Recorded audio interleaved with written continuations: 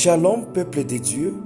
Poursuivons notre enseignement sur la sagesse des vierges sages. Ce message qui vous vient de l'Église du Christ pour le réveil spirituel des élus est CREZ en sigle.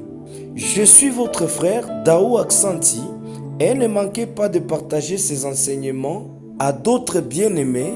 Que le Seigneur vous bénisse. Entamons la troisième sagesse des vierges sages. C'est l'obéissance. L'obéissance est le poumon de la relation entre l'homme et Dieu. L'obéissance implique la soumission totale de l'homme à son Créateur. Toute intimité avec Dieu qui manque l'obéissance est une intimité qui est privée d'une énergie vitale. Ce n'est qu'une intimité de nom, mais qui n'existe pas réellement. Écoutez, bien-aimés, Dieu ne peut jamais demander à un homme de faire ce que lui-même Dieu ne peut pas faire. Ni il ne peut nous appeler à être ce que lui-même il n'est pas. Par exemple, il a demandé à Abraham de quitter la maison de son père, parce que lui-même Dieu était disposé à quitter le ciel, son trône, pour le monde, et il l'a prouvé.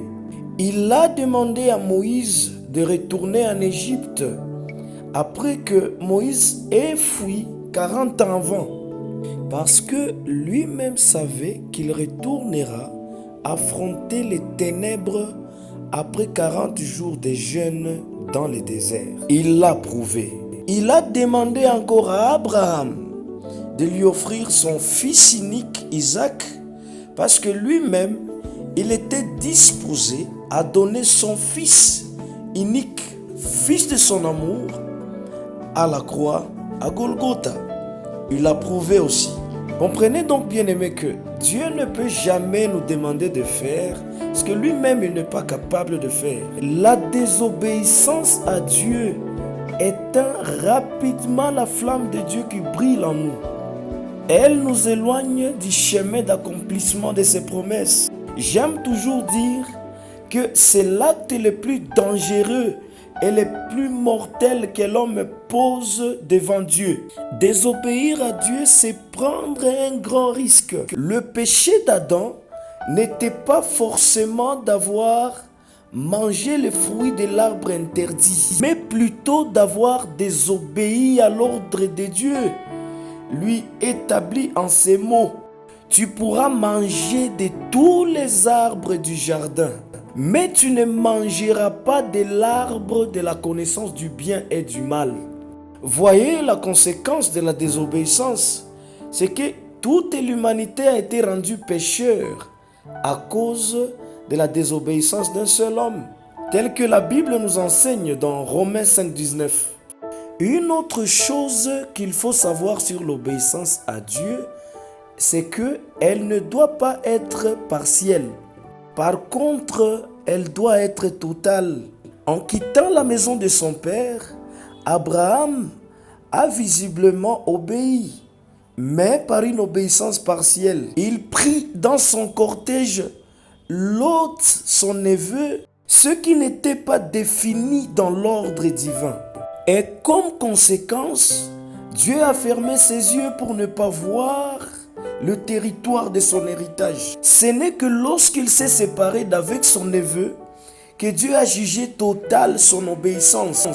Et Dieu va lui dire, Genèse 13, 14, 15, lève les yeux et du lieu où tu es, regarde vers le nord et le midi, vers l'orient et l'occident, car tout le pays que tu vois, je le donnerai à toi et à ta postérité pour toujours. Bien-aimés frères et sœurs, si Christ, la sagesse de Dieu, a fait preuve du plus haut degré d'obéissance, à combien plus forte raison nous, Église de la grâce, nous les rachetés qui sommes vêtus de sa nature et qui sommes en attente de son retour à travers l'enlèvement de l'Église, ne devrions-nous pas obéir à Dieu, ce qui relève de la sagesse des vierges sages? Es-tu une vierge folle ou une vierge sage? Tu te demandes peut-être où est-ce que je lui ai été désobéissant. Voici quelques questions auxquelles tu trouveras tes propres réponses. As-tu obéi à toutes les instructions que le Seigneur t'a soumises? As-tu obéi à sa parole, t'ordonnant de ne pas servir deux maîtres? Es-tu obéissant à la parole de Dieu qui te demande de t'éloigner du mal et de fuir les désirs du monde? Es-tu obéissant à sa parole te recommandant de fuir la mauvaise compagnie? Bien-aimés frères et sœurs, désobéir à Dieu, c'est de la folie. L'obéissance reste le poumon de notre relation avec Dieu.